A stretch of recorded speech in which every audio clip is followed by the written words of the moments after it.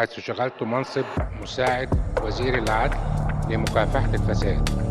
ده يبقى المستشار هشام بدوي، ده اللي حفظ قضايا الفساد اللي كان فتحها المستشار هشام جنينة، واللي كانت قيمتها 600 مليار جنيه، مع انه اصلا المفروض في مكافحة الفساد.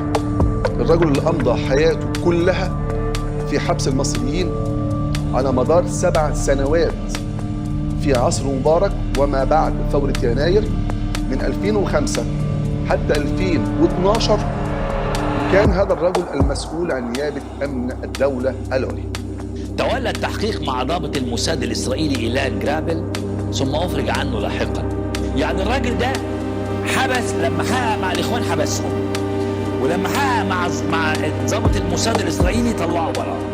ودلوقتي هشام بدوي بقى رئيس المجلس اللي بيعبر عن الشعب، مع انه عمره ما دخل انتخابات اصلا وعمر الشعب ما اختاره. وانا الدكتور محمد سعد توفيق الكتاتني، استاذ جامعي وعالم في علم النبات والميكروبيولوجي، وكنت رئيس اول مجلس شعب منتخب بعد ثورة يناير. مجلس شعب انتخب بإرادة شعبية، أول مجلس منتخب به تعددية حقيقية تعكس إرادة شعبية.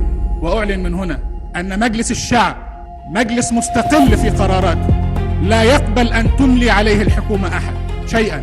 مجلس الشعب هذا مجلس مختلف عن مجالس الشعب التي كانت قبل الثورة، التي كانت تديرها الحكومة. فمجلس الشعب هذا لا يقبل أن تديره أي حكومة. من ساعة الانقلاب في 2013 وأنا محبوس حبس احتياطي 13 سنة، محبوس من غير حكم نهائي في أي قضية، مجرد تدوير في قضايا هزلية.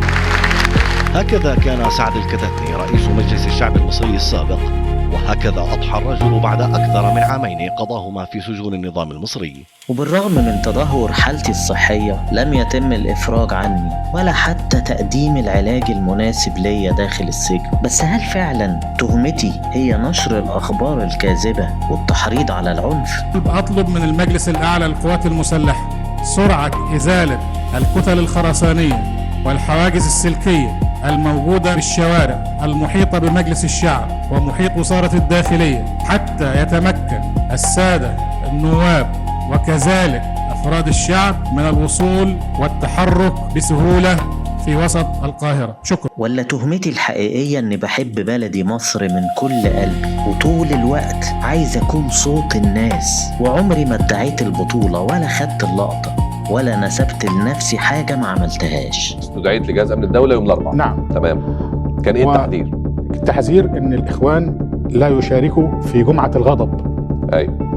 فإحنا قلنا هذه رسالة مرفوضة، والإخوان سيشاركوا في جمعة الغضب، وقد شاركنا ولا نقول، ولكن شاركنا ضمن فئات من الشعب المصري، ولم نقود هذه التظاهرة، بل كنا ضمن آلاف الملايين من الشعب المصري. كل اللي عملته اني كنت رافع راسي وانا بمثل شعب مصر، ورفضت ان اي حد يشوف ان هو واللي زيه اسياد على الناس اللي وقفوا طوابير بالساعات في انتخابات حقيقية علشان مجلس يمثلهم ويعلي صوتهم. أنا ما عنديش هنا أصلا أمن، عندي نواب وليس عندي ضباط أمن في المجلس، الجميع نواب. انسى انك كنت ضابط أمن. المجلس يطلب من الحكومة اعتذار عما بدر من الوزير. أنا سعد الكتاتني، ودي مواقفي اللي حبسوني ونكلوا بيا بسببها، وعند الله تجتمع الخصوم.